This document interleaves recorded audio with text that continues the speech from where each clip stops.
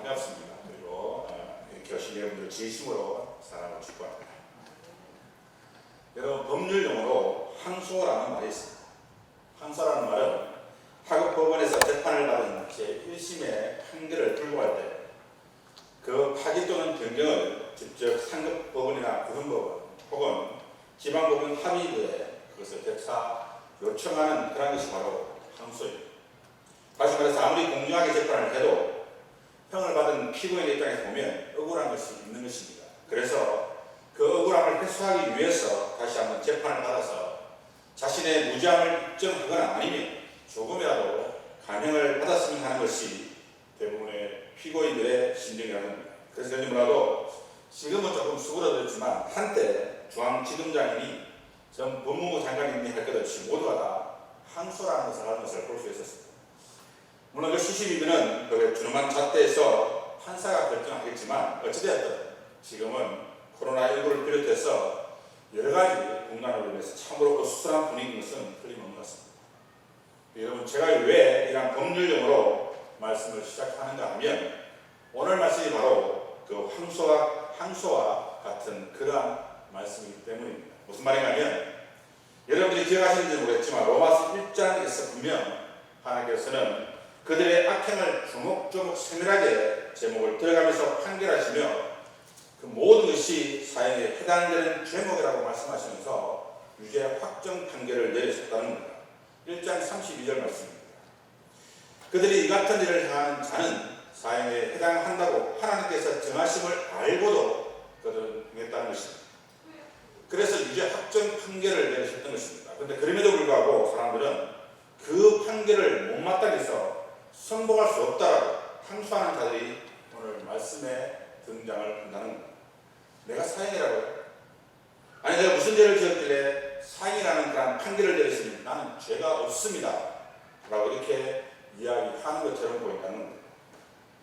여러분, 뭐가 그리 당당한지 모르겠습니다. 지금 그들은 자신의 정당함을 변명하게 할 것이 있는 것처럼 하나님 앞에 당당히 서 있는 모습을 하고 있습니다. 여러분, 공의로우신 하나님께서, 거룩하신 하나님께서 우리를 오죽이나 잘 아시겠습니다. 우리의 일거수일투족을 다 하시며 우리의 머리들까지도 세밀하게 쓰시며 우리의 마음속을 손바닥 보듯이 환하게 들여다보고 계신 분이 바로 우리 하나님이시라는 겁니다. 그런데 그분이 오죽 답답했으면 우리를 향해서 죄인이라고 그렇게 이야기를 하셨겠습니다. 양심을 가진 사람이라면 아마 이렇게 고백을 했어야 했을 것입니다. 주여, 저는 죄인입니다. 주님께서 어떤 판결을 내리시더라도 저는 달게 받겠습니다. 이렇게 이야기해야 하겠습니다. 그리고는 이렇게 이야기를 해야 했습니다. 그럼 주님, 어떻게 하면 제가 다시 구원을 얻을 수 있는 것이겠습니까? 라고 합니다. 그런데 오늘 말씀에 등장하는 사람은 불행하고 전혀 그렇지 못하고 있다는 겁니다. 어쩌면 지금의 우리들의 모습이 바로 이러한 이들의 모습이 아닌가 그렇게 생각되어집니다. 여러분, 만약 우리가 주님을 찾아왔던 부자 청년처럼 자신이 버리지 못할 것들은 뒤에 감추어두고 그저 입술로만 주님을 고백한다면, 내가 하나님을 믿는다고 그렇게 고백한다면 우리 역시도 부자 청년처럼 주님을 믿다가도 주님의 말씀을 고민하다가 하다가도 결국 자신의 삶을 포기하지 못하고 돌아섰던 것처럼 그렇게 우리 또한 또다시 제 자녀로 살아가게 될 수도 있습니다. 그럼 여러분, 로마서를 통해서 다시 한번 자신의 모습을 깨닫고 다시 한번 자신의 전부를 주님께 드리기를 소망하며 죄 가운데가 아니라 하나님의 자녀다운 삶을 살아가는 그러한 여러분의 삶들이 되어지길 간절히 소망합니다. 여러분, 착각은 자유다라는 말이 있습니다. 여러분, 이 말은 자기 자신의 됨됨이를 제대로 파악하지 못하고 할 말, 못할 말, 앉을 자리, 못 앉을 자리를 구분하지 못하는 사람을 가르쳐 보니 그렇게 이야기를 합니다. 여러분, 시편 1편 말씀을 보게 되면 복 있는 사람은 악인의 꾀를 쫓지 아니하며 죄인의 길에 서지 아니하며 오만한 자의 자리에 앉지 아니한다고 말씀하셨습니다. 그런데 착각하는 사람들은 악인의 꾀를 따르면서도 죄인의 길에 서 있으면서도 오만한 자리에 앉아 있으면서도 사실은 악인이 아니라고 그렇게 생각한다는 것입니다. 여러분, 이것이 바로 착각입니다. 그런데 오늘날 너무나 많은 사람들이 이러한 착각 속에 살아오고 있다는 것입니다.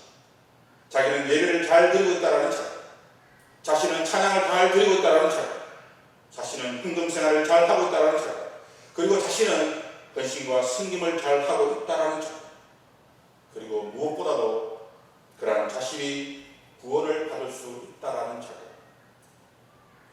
여러분, 제가 새벽 시간에 말씀드렸지만 죄란 관역에서 벗어난 것을 말합니다. 그런데 그 관역이라는 것이 바로 하나님의 말씀이라는 겁니다. 다시 말해 우리가 말씀대로 살아가지 않는다면 그것이 바로 죄된 삶을 살아가고 있는 것입니다. 그런데 우리는 말씀에서 벗어난 삶을 살고 있음에도 불구하고 나는 죄인이 아니다, 나는 죄인 일이 없다라고 그렇게 생각을 한다는 것입니다. 하지만 여러분, 우리 모두는 다 죄인입니다. 그것도 결코 용서받지 못할 죄를 지은 그러한 사람들이라는 겁니다. 그럼 여러분, 이러한 착각에서 벗어나서 우리는 우리의 신앙을 바로 세워나가야 하겠습니다. 왜냐하면 그렇게 할 때만이 우리는 구원이라는 하나님의 놀라운 선물을 받게 될 것이기 때문입니다. 그러므로 착각이 아닌 주님 보시기에 참으로 합당한 믿는 자로서의 삶을 살아가시는 여러분의 삶이 되어주길 소망합니다. 여러분, 오늘 말씀의 시작이 그런 이유입니다. 여러분, 오늘은 그 어느 말씀보다 그러므로라는 단어에 집중할 필요가 있습니다. 왜냐하면 여기서 말하는 그러므로라는 단어는 하나님께서 모든 사람이 죽음에 해당되는 죄를 범한 죄인이라고 말씀하셨으니 이제 더 이상 다른 소리 하지 말라라는 그러한 의미를 담고 있는 말씀이기 때문입니다. 다시 말해서 이런 핑계 저런 핑계 대지 말라는 겁니다. 그런데도 불구하고 그러지 못한 사람들이 있다는 겁니다. 보십시오. 하나님께서 그러므로 하시며 다음에 어떤 분류의 사람을 지목합니다. 아무 판단하는 사람이라고 지목하고 있다는 겁니다. 여기서 말하는 이 판단이라는 단어는 헬라어로 크리노라는 단어를 사용합니다. 그런데 이 크리노라는 단어는 단순한 판단을 말하는 것이 아니라 그보다 훨씬 더 심각한 정죄 혹은 심판을 의미하는 그런 단어입니다. 그런데 이러한 판단이라는 말과 원어와 같은 말 중에 잘 쓰이고 있는 말이 바로 비판이라는 단어입니다. 그래서 남을 판단하는 그리고 남을 비판하는 것은 그리 쉬운 문제가 아니라는 겁니다. 왜냐하면 남을 판단할 수 있는 사람, 남을 비판할 수 있는 사람은 그만큼 자신은 어렵다라는 확신을 가지고 있는 그러한 사람이기 때문입니다. 그런데 문제는 이 땅에 의로운 사람은 하나도 없다라는 사실입니다. 의인은 없나니 하나도 없는 것. 그리고 이러한 경계, 심판, 판단, 비판과 같은 것은 오직 하나님만 할 수 있는 그러한 능력이라는 거예요. 그런데 사람들은 그러한 모든 것을 자신들도 할 수 있다고 그렇게 생각한다는 겁니다. 여러분, 마태복음 7장 1절에서 2절 말씀에 보면 이렇게 기록되어 있습니다. 비판을 받지 아니하거든 비판하지 말라. 너희가 비판하는 그 비판으로 너희가 비판을 받을 것이고 너희가 헤아리는 그 헤아림으로 너희가 헤아림을 받을 것이라고 말씀합니다. 그리고 이렇게도 말씀하셨습니다. 3절에서 5절까지 말씀입니다. 어찌하여 형제의 눈에 있는 티를 보고 내 눈 속에 있는 들보는 깨닫지 못하느냐. 보라, 내 눈 속에 있는 들보가 있는데 어찌하여 형제에게 말하기를 나로 내 눈 속에 있는 티를 빼게 하라 하겠느냐. 외식하는 자여, 먼저 내 눈 속에 있는 들보를 빼라. 그리고 그 후에야 밝혀보고 형제의 눈 속에 있는 티를 빼라. 여러분, 어떻습니까? 비판하려거든, 판단하려거든 먼저 너희 눈 속에 있는 들보부터 빼라는 겁니다. 그런데 문제는 그렇게 하지 않으면서 남을 판단하려는 사람이 있다는 겁니다. 여러분, 그 사람들이 누구를 가리키는 것이겠습니까? 1절 이하의 말씀을 살펴보면 그들은 분명 하나님께서 죄인이라고 말씀을 하심에도 불구하고 불평, 불만을 품고 있는 사람들처럼 보입니다. 다시 말해서 아무리 하나님께서 이 세상의 모든 사람이 다 죄인이라 할지라도 자신만 죄인이 아니라고 생각하는 그런 사람들이라는 겁니다. 그래서 학자들은 이 사람들이 바로 유대인들이라고 말합니다. 물론 틀림만은 아닐 겁니다. 왜냐하면 유대인들이 가는 데는 스스로 선하다고 여기며 서서 따로 기도하여 하나님은 나는 다른 사람들 곧 토색, 불이, 가늠하는 자들과 같지 아니하고 이 세례와도 같지 아니함에 감사하나이다라고 기도하는 사람들이 많았기 때문입니다. 다시 말해서 다른 사람들은 다 그렇다 할지라도 자신만은 그들과 다르다는 겁니다. 자신들 나는 쓰라며 자신만은 하나님의 뜻대로 살아오는 사람이라고 그렇게 확신을 했다는 것입니다. 심지어 유대인들은 하나님께서 유대인들을 선택하시고 이방인들을 버리셨기 때문에 심판을 하실 때도 이방인들을 심판하는 판단 기준과 택함을 받은 유대인들을 심판하시는 판단 기준이 다르다고 생각을 했다는 것입니다. 그 하나의 예로 유대인들에게 전해오는 전승 가운데 하나가 아브라함이 지옥 입구에 딱 버티고 서 앉아서 못나고 약하고 죄인된 유대인들이 꼭 착각을 해서 지옥으로 들어가려 하면 그러한 사람일지라도 아브라함이 끄집어내어서 못 들어가게 한다라고 그렇게 이야기까지 전할 정도로 하는 것입니다. 다시 말해 유대인들은 마치 구원파처럼 자신들은 이미 혈통적으로 유대인이 되었기 때문에 죄를 짓는다 할지라도 구원을 받을 수 있을 것이라고 그렇게 확신을 했다는 것입니다. 그러니 그들이 남을 비판할 수 있었던 겁니다. 그리고 어떤 일은 헬라인이라고 말하는 그녀도 있고, 그리고 이방인 가운데서도 자기가 죄인이라는 사실을 인정하지 않는 사람들이 얼마든지 있기 때문에 그 사람들이라고 말하는 그녀도 있습니다. 물론 인간이 눈을 볼 때 참으로 순하고 심지어 법 없이도 살아가는 사람들이 있을 수 있습니다. 그러니 그런 사람들에게 무조건 당신은 죄인입니다라고 이렇게 말한다면 심지어 굉장히 불편할 수도 있습니다. 왜냐하면 그들은 한결같이 마음속에 적어도 나처럼만 살면이라는 그런 강한 긍지가 가지고 있기 때문입니다. 하지만 여러분, 문제는 이러한 마음 상태가 믿지 않는 이방인들에게만 나타나는 현상이 아니라 믿는 우리 가운데서도 나타나고 있는 현상이라는 사실입니다. 그래서 로마서 1장 말씀으로 아무리 귀가 그들을 읽어주고 설교를 한다 할지라도 아무런 반응조차 보이지 않는 경우가 허다합니다. 심판에 대해서, 지옥에 대해서 아무리 이야기한다 할지라도 별로 놀라운 기색조차 보이지 않습니다. 왜냐하면 그들의 마음속에는 그 말씀이 나와는 전혀 상관없는 그런 말씀으로 여겨지기 때문입니다. 하지만 여러분, 이와 같은 마음이 바로 남을 판단하는 마음이고 남을 비판하는 마음이라는 겁니다. 왜냐하면 나와는 상관없는 말씀이지만 저들은 그럴 수 있다라고 하는 생각이 그들 마음 밑바탕에 깔려있기 때문입니다. 그리고 유대인들과 헬라인들을 다 포함해서 남을 판단하는 사람이라고 하는 그런 것도 있습니다. 왜냐하면 1절에서 16절까지의 말씀을 보게 되면 유대인이나 헬라인 중 굳이 누구라고 그렇게 선을 그어서 말할 필요가 없다라고 생각하기 때문입니다. 그래서 그런지 2절 9절과 10절 말씀을 보게 되면 유대인에게 그리고 헬라인에게라고 이렇게 양쪽 모두를 다 언급하고 있습니다. 다시 말해서 남을 판단하고 남을 비판하는 사람은 자기가 죄인이라는 것을 수긍하지 않는 모든 사람들을 가르치는 말씀을 보는 것이 제일 타당하다는 것입니다.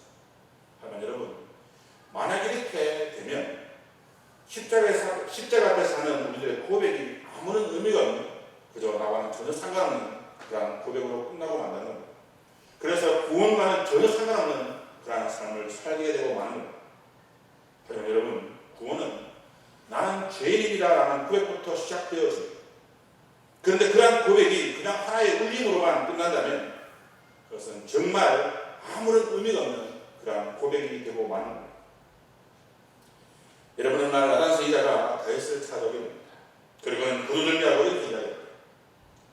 이웃에 어떤 부자가 살고 있었는데 그 집에 멀리서 손님이 찾아왔다는 겁니다. 그러나 이 부자는 너무나 욕심쟁이라서 자기 집에 있는 좋고 맛있고 기름진 그런 음식을 대접하지 않고 가난하고 힘없고 자신의 전 재산이며 자기 자식처럼 아끼고 살아가는 사람의 양 한 마리를 빼앗아서 그 사람을 대접을 했다는 것입니다. 그러자 그 이야기를 들은 다윗이 어떻게 합니까? 여러분, 다윗 왕이 어떤 왕, 얼마나 의로운 왕. 그래서 그는 하나님을 믿는 우리나라에서 어떻게 그런 사람이 있을 수 있냐 하면서 그 사람을 당장 죽이라고 그렇게 호령을 한다는 겁니다. 하지만 여러분, 나단 선지자가 그와 같은 이야기를 들려준 것이 부자를 정죄하기 위한 것이었습니다. 아니면 다윗이 얼마나 의로운 사람인가를 드러내기 위해서 그런 이야기를 했겠습니다. 결코 그렇지 않습니다. 여러분, 나단 선지자가 이 이야기를 들려준 것은 다윗이 지금 얼마나 그냥 죄인가를 들려주기 위한 그런 수복에 전하지 않는다는 것입니다. 그래서 마지막 나단 선지자가 뭐라고 이야기합니까? 그 사람이 바로 당신입니다 라고 이야기를 한다는 겁니다. 여러분, 그 사람이 바로 당신입니다. 다시 말해서 그 사람이 바로 우리입니다. 여러분, 여기서부터 시작해야 합니다. 다른 사람의 티가 아니라 내 눈 속에 있는 들보부터 먼저 빼내어야 합니다. 그래야 우리가 구원이라는 하나님의 놀라운 선물을 받을 수가 있습니다. 여러분, 우리가 만약 남을 판단하는 판단으로 내 눈 속에 있는 들보를 빼지 않는다면 어떻게 되는지 아십니까? 그래서 그 판단으로 다시 말해 하나님만 하실 수 있는 그 일을 자신이 마치 하나님처럼 하게 된다는 겁니다. 그러니 여러분, 이것이 얼마나 무서운 죄가 되는 것이겠습니까? 그러므로 자신의 눈 속에 있는 덜보부터 빼내는 그러한 삶을 살아야 합니다. 그리고 기도 없는 판단은 결코 하지 말아야 한다는 겁니다. 여러분, 오늘 한국 교회는 판단하는 소리는 넘쳐나는데 기도하는 소리는 점차 줄어들고 있다는 이야기를 참으로 많이 합니다. 다시 말해서 어떤 상황에서 이런 판단과 저런 정죄를 내리면서도 정작 그 문제를 끌어안고 하나님 앞에서 울며 기도하는 사람들은 점점 사라지고 있다는 겁니다. 아니, 아예 찾아보기 힘들다고 말합니다. 여러분, 기도 없는 판단은 그것이 비록 올바른 판단이라 할지라도 그 판단으로는 아무런 유익을 가져다 줄 수 없습니다. 왜냐하면 그 판단 위에 하나님은 그 어떤 능력도 나타내시지 않으시기 때문입니다. 또한 기도 없는 판단은 남을 아프게 하고 해를 끼치는 것이기 때문에 결코 교회에도 유익이 되지 못한다는 것입니다. 그래서 바울은 판단하기에 앞서서 그 일을 위해 3배 이상 깊은 기도를 하라고 그렇게 권면을 했던 것입니다. 네, 여러분, 놀라운 것은 오늘 말씀에서 바울은 그러한 판단을 하는 사람들에게 2가지 질문을 던지고 있습니다. 하나는 너희도 하나님의 판단, 다시 말해서 하나님의 심판을 피할 수 없다라는 겁니다. 이런 사람들 말씀을 보게 되면 내가 하나님의 심판을 피할 줄로 생각하느냐라는 것입니다. 다시 말해 피할 수 없다는 겁니다. 여러분, 사도 바울은 1장 말씀에서 이방인들이 자연 만물을 통해서 하나님을 알면서도 알만한데도 하나님께 감사하지 않고 하나님께 영광을 돌리지 않으며 섬기지 않고 우상 숭배를 했다고 말씀했습니다. 그래서 하나님께서는 그런 것들을 내버려 주셨고 그들은 더욱 타락하게 되어서 동성애까지 하게 되었다는 겁니다. 그리고 1장 29절에 31절까지 나오는 21가지의 죄뿐만이 아니라 여러 가지 죄까지도 짓게 되었다고 그렇게 말씀을 하셨습니다. 여러분, 더 심각한 것은 이 같은 죄를 지은 사람은 사형에 해당된다는 사실을 알면서도 그러한 죄를 지었다는 겁니다. 그리고 더 나아가서 그러한 죄를 짓는 사람들을 옳다라고 그렇게 인정해 줌으로써 죄를 더 조장을 했다는 사실입니다. 여러분, 얼마나 타락하고 타락한 세상이겠습니까? 여러분, 문제는 오늘 세상이 더더욱 타락한 세상이 되어버렸다는 겁니다. 왜냐하면 그 당시에는 이러한 말씀을 들을 수가 없어서 그럴 수가 있다고 생각되어 줄 수도 있겠지만 지금은 그것이 이러한 이야기를 이렇게 들을 수가 있기 때문입니다. 그런데 그럼에도 불구하고 그 심각성조차 깨닫지 못하고 서로를 판단만 하고 있다는 것입니다. 여러분, 한 가지 놀라운 사실이 무엇인지 아십니까? 그것은 이러한 이야기를 들을 수 있는 사람이 세상 사람들이 아니라 바로 믿는 우리들이라는 사실. 다시 말해, 그 당시 하나님께서 우리 상 아브라함을 선택하여 부르셨고 우리로 하여금 하나님의 택한 백성으로 삼으셨다라는 선민의식이 강한 유대인들이 그런 말씀이라는 겁니다. 여러분, 사실 유대인들은 세상 사람들처럼 우상 숭배를 하지 않았습니다. 그렇다고 동숭배도 하지 않았습니다. 왜냐하면 이스라엘 백성들은 바벨론의 포로로 끌려가서 70년 동안 하나님의 징계의 매를 받았는데 그것이 우리가 하나님 앞에 우상을 숭배하고 동숭배를 하였기 때문에 우리를 주셨다라는 사실을 뼈저리게 느꼈기 때문에 그에 대한 죄를 회개하고 다시는 그러한 죄를 짓지 않았기 때문입니다. 그래서 사실 신약의 유대인들은 구약의 이스라엘 백성들보다 훨씬 더 도덕적으로 살았다는 것입니다. 그렇기 때문에 그들은 이방인들을 죄인이라고 손가락질하며 그들을 판단했던 것입니다. 여러분, 우리는 어떻습니까? 여러분, 한국교회 교인들처럼 신앙생활을 열심히 하는 교인들이 어디에 있겠습니까? 일주일에 몇 번씩 교회 가서 예배를 드리는 것이 책이라 되어 있습니다. 비가 오나 눈이 오나 바람이 부나 새벽 기도를 빠지지 않고 나오시는 분들은 전 세계에서도 그 유래를 찾아보기 힘들 정도라고 합니다. 여러분, 유대인들이 바로 그랬다는 겁니다. 그들은 참으로 열성적이었고 그들은 참으로 신앙생활에 있어서 모든 것을 배설물로 여길 만큼 철저하게 신앙생활을 했습니다. 그러니 나는 그렇게 생활하고 있으니 남을 판단하게 되고 스스로 나는 저들과 다르다는 그런 생각을 하게 되었던 것입니다. 하지만 문제는 그렇다 할지라도 과연 그들이 1장 29절에서 31절까지 열거되어 있는 21가지의 제약들에 대해 자유로울 수가 있는가? 문제는 그럴 수 없다는 것. 이런 모든 불의, 추악, 탐욕, 악의가 가득한 것, 시기, 살인, 분쟁, 사기, 악도 비방하는 자는 아니랄지라도 말씀을 드렸던 것처럼 그들 모두는 똑같은 죄인이었다는. 그래서 하나님께서는 1절 끝부분에서 내가 같은 일을 행함이라고 유죄 확정 판결을 내리셨던 것입니다. 여러분, 그런 말씀이 오늘 3절 말씀에서 똑같이 나옵니다. 3절 말씀을 보면 이렇게 기록되어 있습니다. 이런 일을 행하는 자를 판단하고 같은 일을 행하는 사람, 내가 하나님의 심판을 피할 줄로 생각합니다. 여러분 어떻습니까? 그들이 그러한 일들을 똑같이 행했다는 겁니다. 그러면서도 그들은 자신들은 하나님의 심판을 받지 않을 것이라고 그렇게 생각을 했던 것입니다. 하지만 여러분 2절 말씀을 보면 이렇게 기록되어 있습니다. 이런 일을 행하는 자에게 하나님의 심판이 진리대로 되는 줄 우리가 안다라고 합니다. 여러분 진리대로 안다는 것이 무엇을 말하는 것이겠습니까? 그것은 공정하게 된다는 겁니다. 다시 말해 하나님께서는 온 인류를 심판하실 때 그 사람이 유대인이든 이방인이든 그 사람이 선택받은 사람이든 그렇지 않는 사람이든 할 것 없이 모두를 공정하게 심판을 하신다는 겁니다. 그렇다면 여러분 이것은 우리에게도 주시는 그러한 말씀이 될 것입니다. 다시 말해서 우리가 예수 그리스도를 믿고 죄 용서를 받고 하나님을 안다 할지라도 내가 세례받고 교회를 몇십 년 다녔고 교회에서 열심히 봉사했다 할지라도 우리가 여전히 죄 가운데 살아오고 있다면 우리는 결코 하나님의 심판을 피할 수가 없다는 겁니다. 다시 말해 그가 하나님을 믿는다고 말할지는 모르겠지만 그럼에도 불구하고 그가 계속해서 죄를 짓고 있다면 그 사람은 참된 신자라고 말할 수가 없다는 것입니다. 다시 말해서 죄는 하나님의 자녀가 될 수 없음을 표시하는 그러한 증거가 되는 겁니다. 여러분 이것만은 기억하기 바랍니다. 우리가 만약 하나님 앞에 서서 심판을 받을 때 우리의 입술의 고백을 통해서 심판을 받는 것이 아니라 그 열매를 가지고 그 증거를 가지고 우리가 심판을 받게 된다는 사실입니다. 그래서 어떤 면에서 하나님께서 심판을 하실 때 증거 재판주의, 다시 말해서 증거를 가지고 우리를 심판하신다는 겁니다. 여러분 요한일서 3장 9절 말씀에 보면 이렇게 기록되어 있습니다. 하나님께로부터 난 자마다 죄를 짓지 아니하나니 이는 하나님의 씨가 그 속에 거하며 그도 범죄하지 못한 것은 하나님으로부터 났습니다 라고 합니다. 여러분 이것이 무엇을 말하는 것이겠습니까?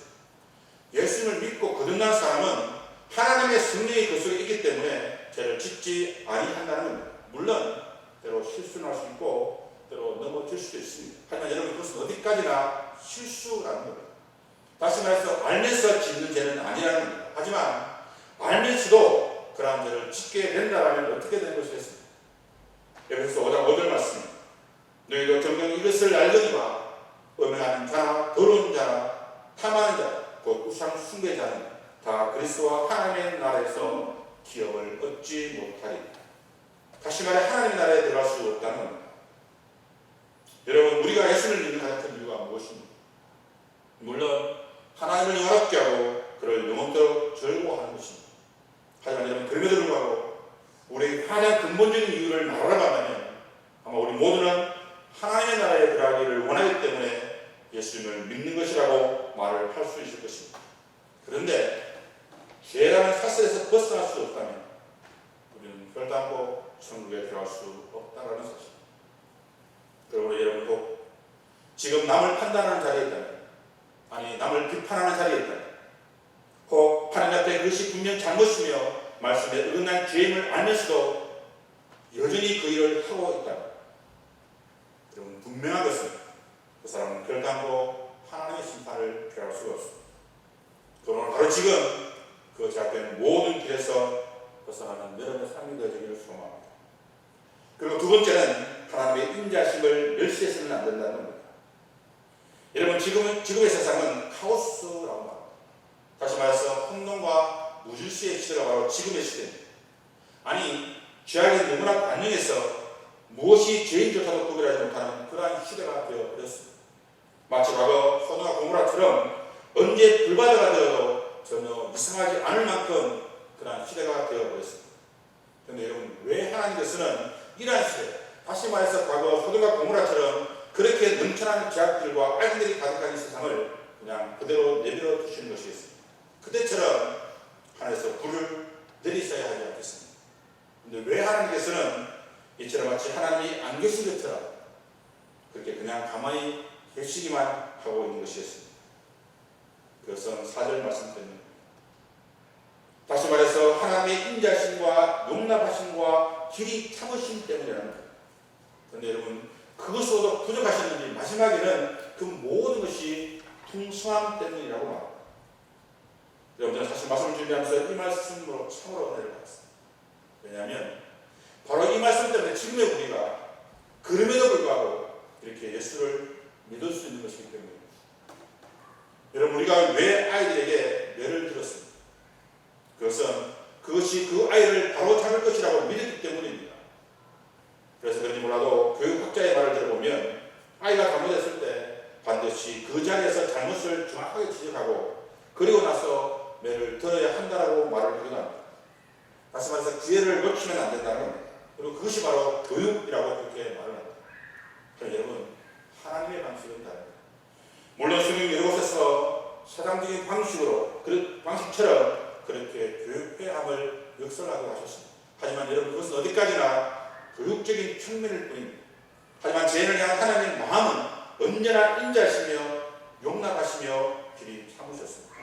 그리고 풍성히 말입니다. 그리고 그렇게 참으신 이유가 바로 4절 상반절에 있습니다. 혹 내가 하나님의 인자심이 너를 인도하여 회개하게 하심을 알지 못했어 라고 합니다. 다시 말해 하나님의 오래 참으심은 그들이 회개하여 돌아오도록 하시기 위해서 그렇게 하고 계시다는 것입니다. 그런데 유대인들은 그러한 하나님의 인자심과 용납하심과 길이 참으심을 알지 못하고 자신의 의와 자신의 생각대로 하나님의 뜻대로 하지 않으면서도 내가 하나님을 믿고 있으니, 내가 이렇게 열심히 하고 있으니, 내가 이렇게 많은 것으로 하나님께 드리고 있으니 나는 괜찮겠지, 나는 하나님의 심판에서 구원을 받을 수 있을 것이라고 그렇게 착각을 하고 하나님께서 보내신 예수 그리스도를 영접지 아니하였던 것입니다. 여러분, 지금도 유대인들 측에서는 예수님을 믿는 사람들은 소수에 불과하다고 합니다. 여러분, 이것이 바로 하나님의 인자심을 멸시하는 겁니다. 여러분, 우리는 어떻습니까? 우리는 과연 유대인들과 다르다고 이야기할 수 있는 것이겠습니다. 나는 적어도 유대인들처럼은 아니라고 그렇게 생각을 하고 있는 것은 아닙니다. 여러분, 그것이 바로 유대인들이 이방인들을 향한 마음이었습니다. 나는 적어도 그들과 다르다고 합니다. 하지만 여러분, 말씀대로 살지 않는, 내 뜻이 아니라 내 생각대로가 아니라 전적으로 주님의 말씀에 내 모든 것을 맡기고 주님의 뜻대로 살지 않는다면 그것이 바로 유대인들처럼 살아가는 삶입니다.